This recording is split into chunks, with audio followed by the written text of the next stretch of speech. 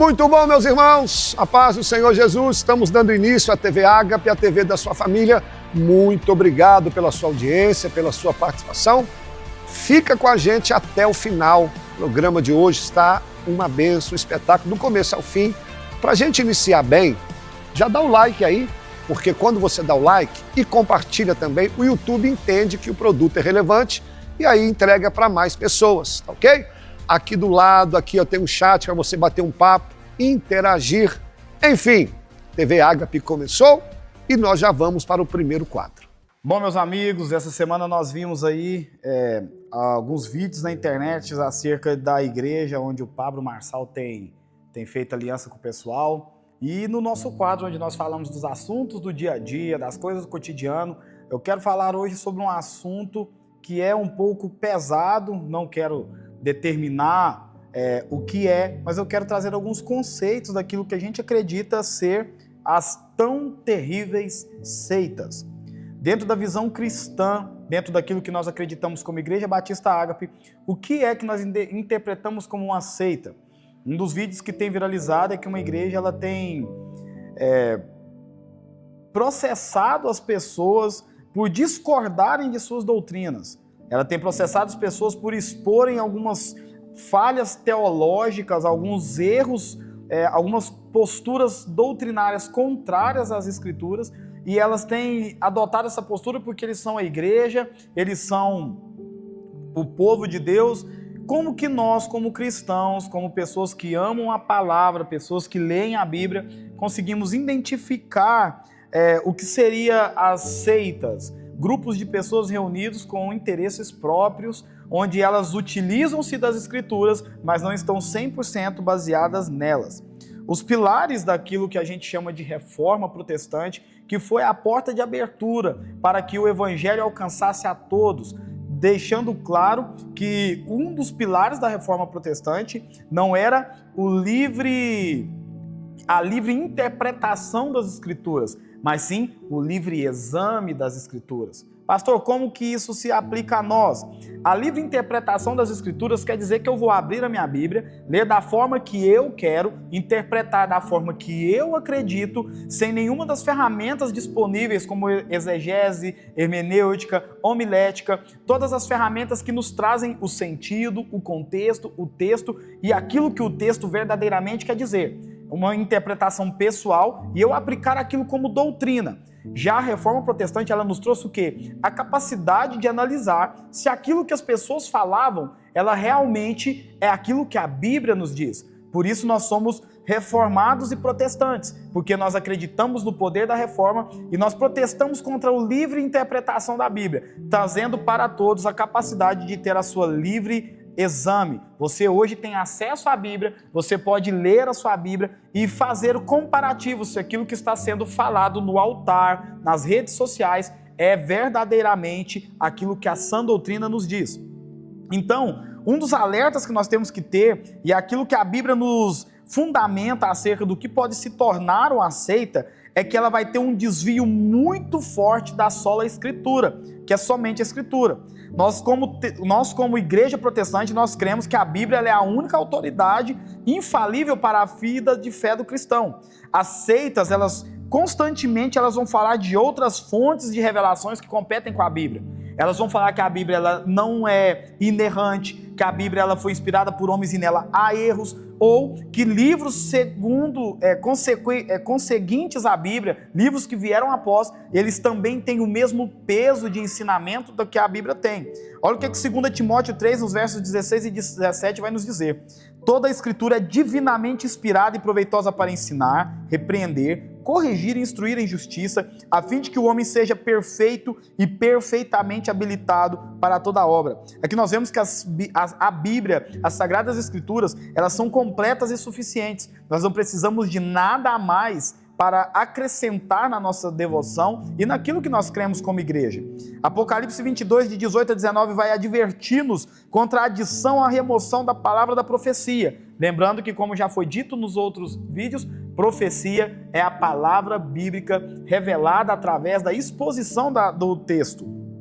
Olha que ele vai nos dizer que Isso estabelece um princípio de que a revelação ela já está completa. Não precisamos mais de novas revelações, sendo que Cristo ele já pagou o preço, ele já morreu, ele já ressuscitou e ele voltará para buscar a sua igreja.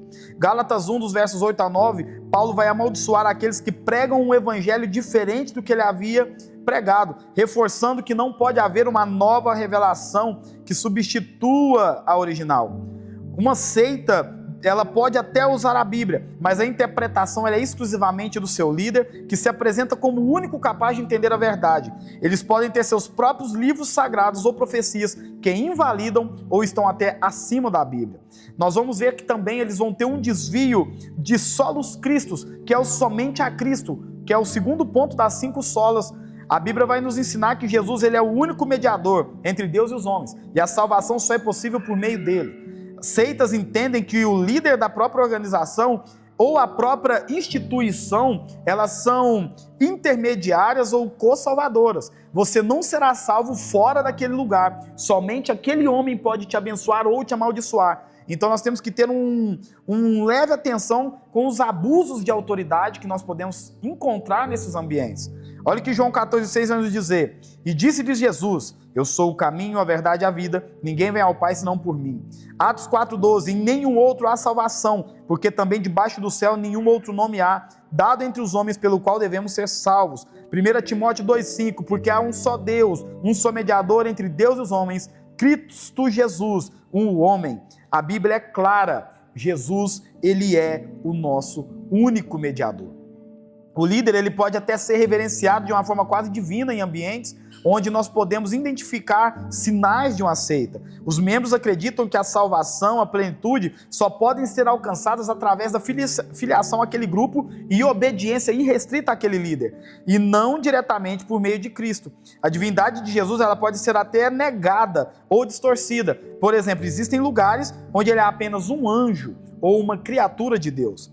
Nós vamos ver também que existe um desvio da sola gratia e da sola filia, que quer dizer que é somente a graça e somente a fé.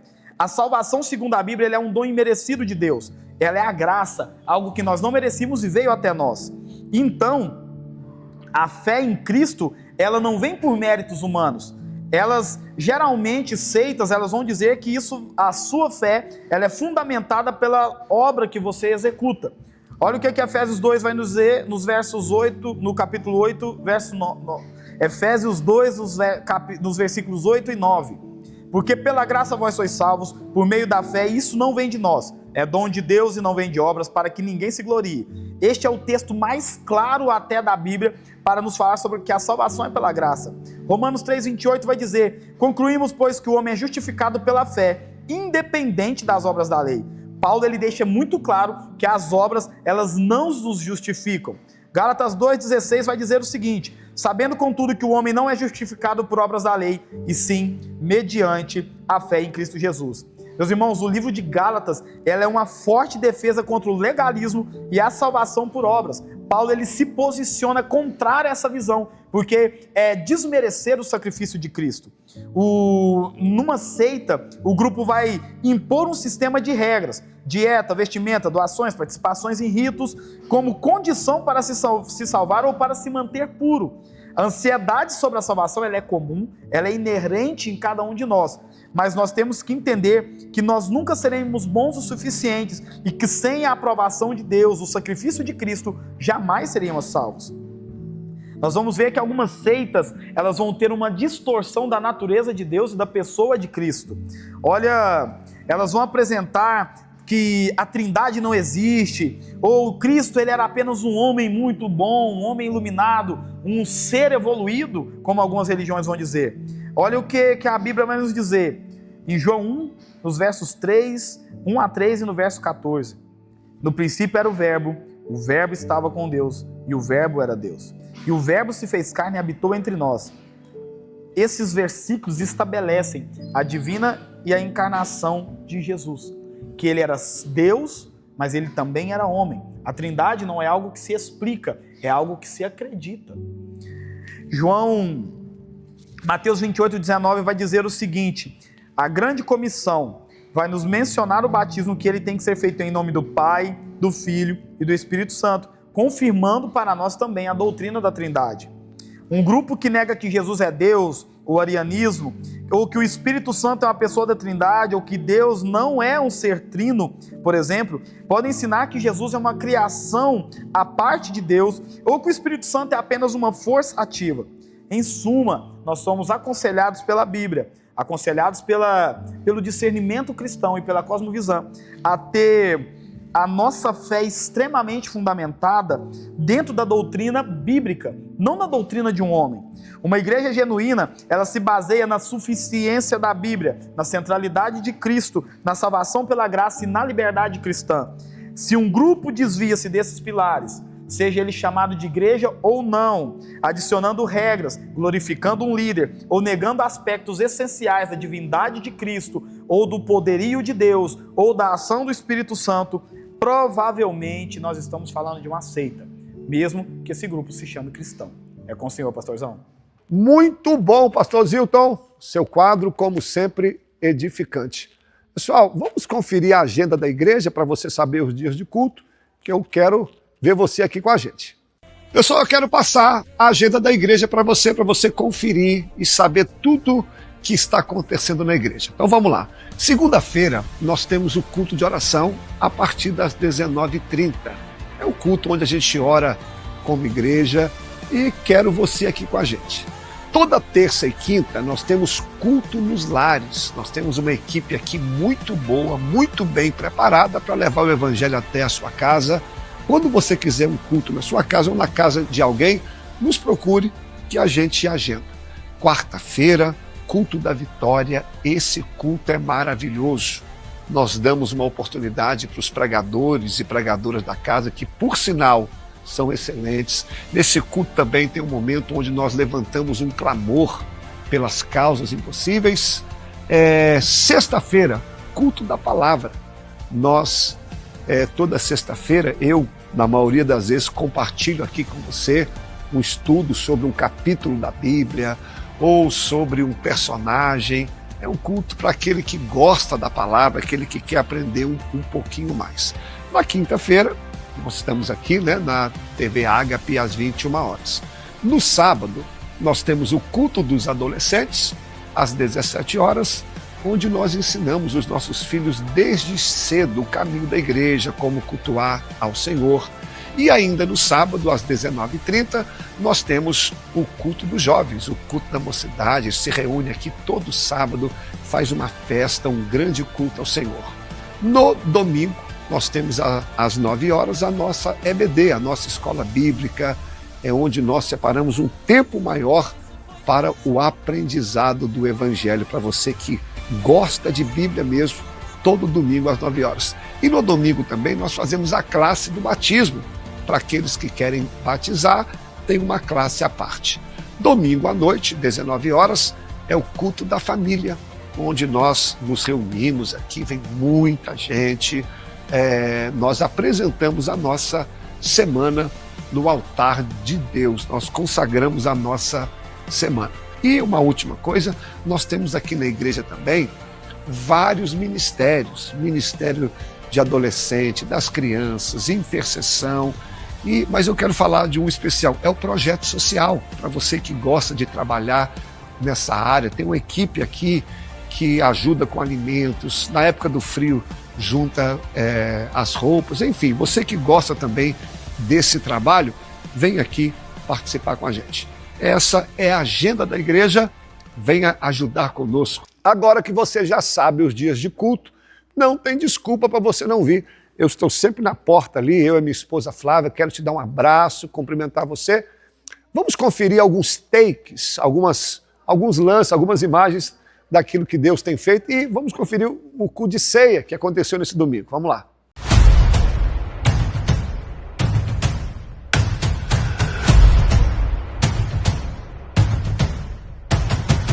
Deus quer levantar mulheres que vão parar de dar desculpa.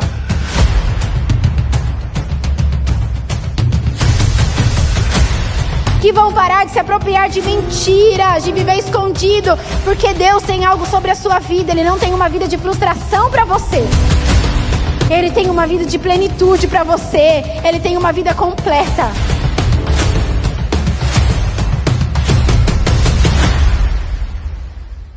Já deu like? Já compartilhou? Não, então faça isso agora para a gente expandir mais o programa. Lembra também do bate-papo aqui, vão lá interagir conosco. Está quase chegando ao fim, quase, mas ainda tem o quadro da nossa irmã Adria, que uma bênção também. Adria, qual que é a palavra de hoje? Olá, meus amigos, cumprimento vocês com a paz do Senhor. Hoje nós estamos aqui mais uma vez com o quadro Encontros de Jesus ou Encontros com Jesus. E nós vamos falar hoje de um encontro que se encontra lá em Mateus, Marcos, Lucas. Mas hoje nós vamos ficar em Mateus 4, 38 a 39, que é o encontro de Jesus com a sogra de Pedro. Vamos ler essa passagem e ver quais lições a gente pode trazer para os nossos dias de hoje. A palavra fala assim, ó. Depois Jesus saiu da sinagoga e foi à casa de Simão. A sogra de Simão estava muito doente, com febre alta, e pediram que ele a curasse. Inclinando-se sobre ela, repreendeu a febre que a deixou.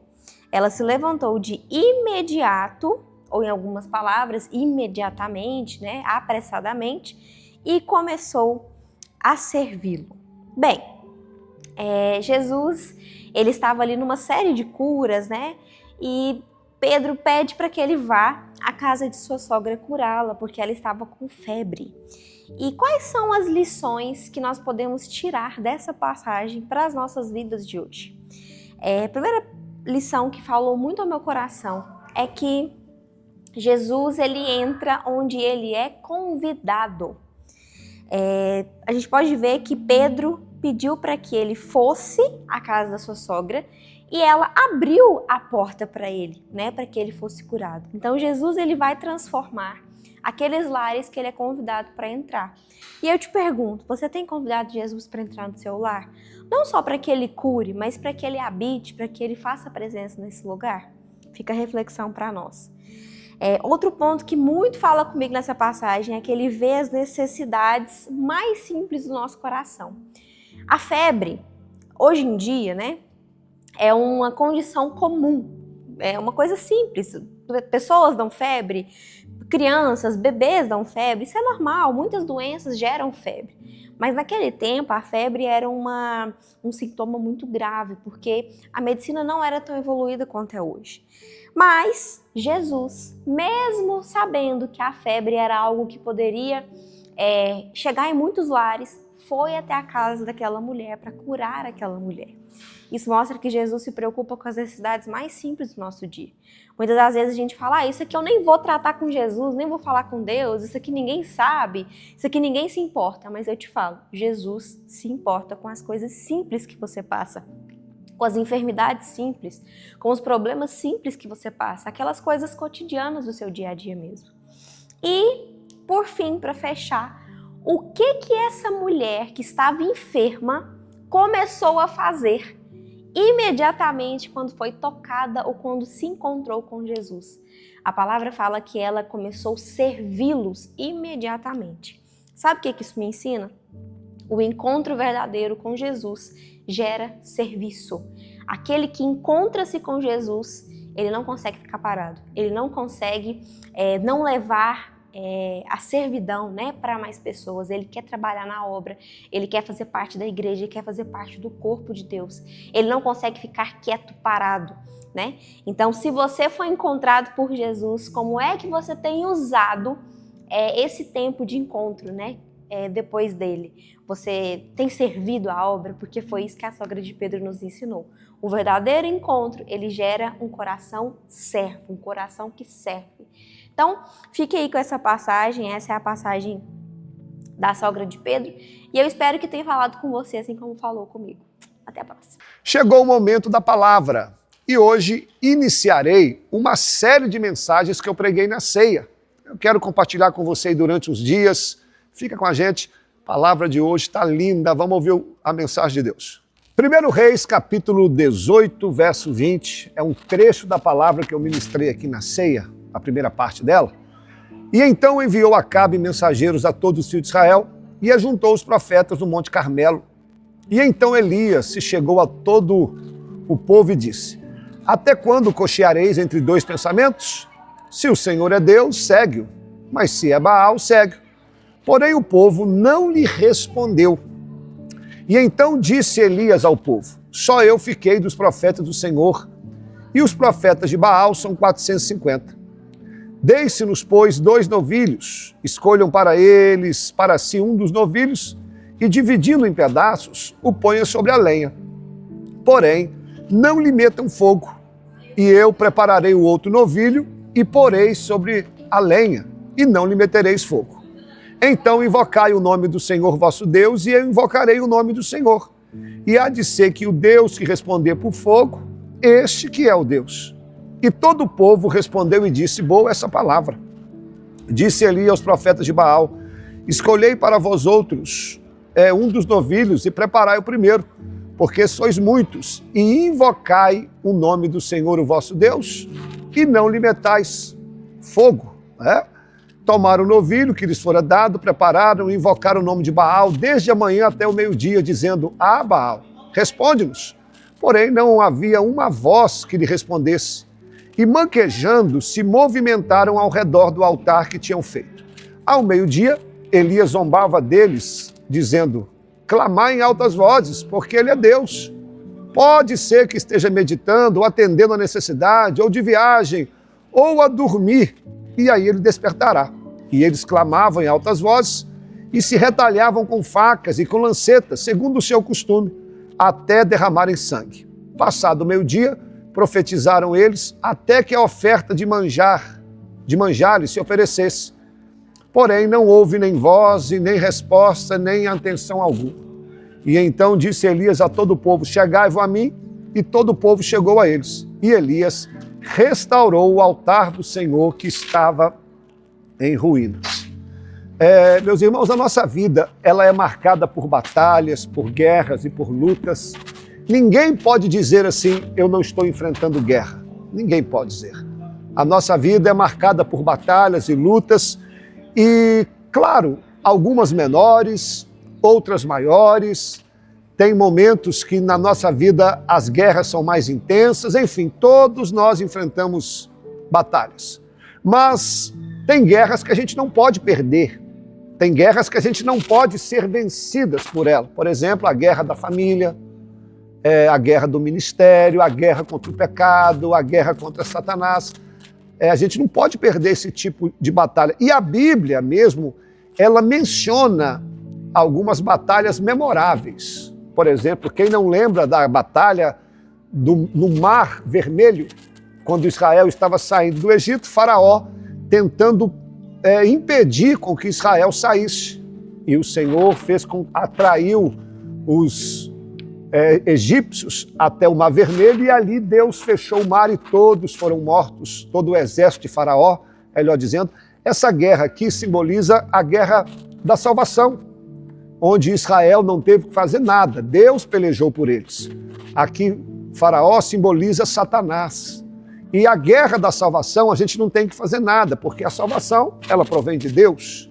Quem não se lembra também da guerra de Jacó?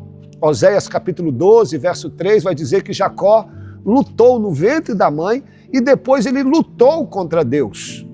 Essa guerra, essa batalha de Jacó, ela simboliza as guerras da vida, as guerras espirituais.